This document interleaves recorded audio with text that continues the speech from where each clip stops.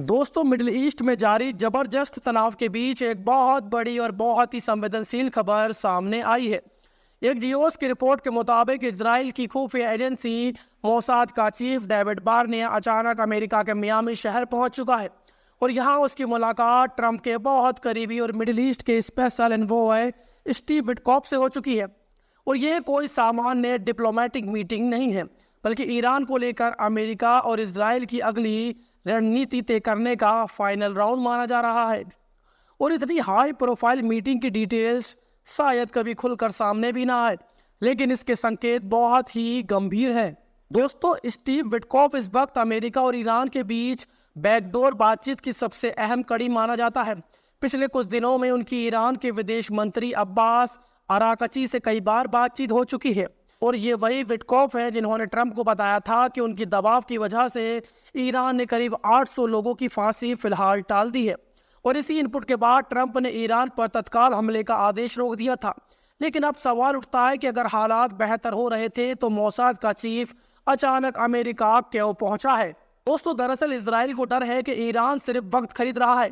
Israel का मानना है कि ईरान शांति की बात करके अपने सैन्य तैयारी पूरी कर रहा है। एक जियोस की रिपोर्ट में एक बड़ा खुलासा भी हुआ है कि इजराइल को अमेरिका का मौजूदा अटैक प्लान बेहद कमजोर लग रहा है। इजराइल चाहता है कि अगर हमला हो तो ऐसा हो कि ईरानी हुकूमत की नींव हिल जाए, तख्ता पलट तक की स्थिति बने, जबकि अमेरिका फिलहाल कुछ सीमित सिक्योरिटी टारगेट्स पर ही हमले की सोच रहा है। और इसी बीच नेतन्याहू ने ट्रंप से साफ कहा कि जब तक इजराइल अपनी सुरक्षा पूरी तरह पुख्ता नहीं कर लेता तब तक अमेरिका बड़ा हमला न करे, यानी पहले तैयारी फिर बड़ा वार। डेविड बार्निया इस वक्त मियामी में है और ट्रंप उनके आसपास ही मौजूद है और ये साफ नहीं है कि दोनों की सीधी मुलाकात होगी या नहीं, लेकिन विटकॉफ के जरिए मोसाद का मैसेज सीधे ट्रंप तक पहुंच रहा है। यहाँ एक अजीब विरोधाभास भी दिखता है कि एक तरफ ट्रंप ईरान को धन्यवाद कर रहे हैं कि उसने फांसी डाली और दूसरी तरफ उनके दूत इजरायली खुफिया एजेंसियों के साथ मिलकर हमले की बारीकियां तय कर रहे हैं। ये दोहरी नीति है या कोई बड़ा मास्टर प्लान है, इसका जवाब अभी साफ नहीं है।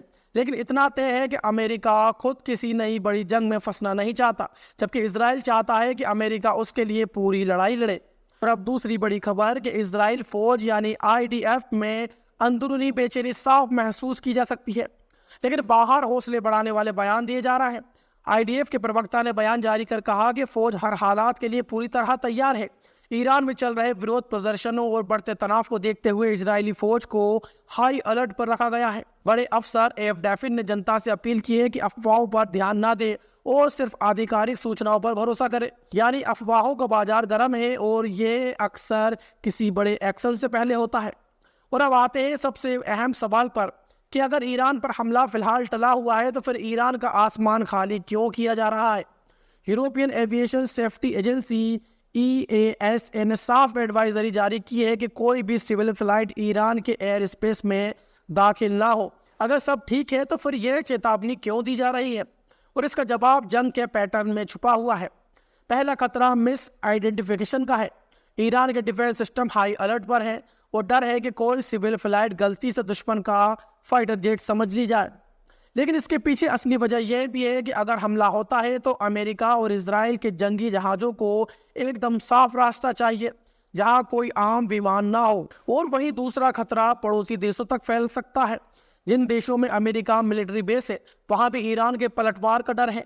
और तीसरी वजह 2020 की वो गलती है जब ईरान ने यूक्रेन का पैसेंजर प्लान गिरा दिया था। आज हालात फिर वैसे ही बनना है। फर्क सिर्फ इतना है कि इस बार इलाके में अमेरिकी एयरक्राफ्ट कैरियर भी पहुंच रहा है। ईरान का खाली आसमान इस बात का इशारा है कि पर्दे के पीछे किसी बड़े सैन्य एक्शन की स्क्रिप्ट तैयार है। और इन सब का असर आम आदमी पर ही पड़ेगा।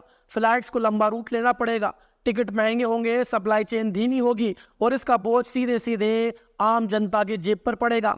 मिडिल ईस्ट के आसमान की ये खामोशी किसी बड़े धमाके की आहट हो सकती है।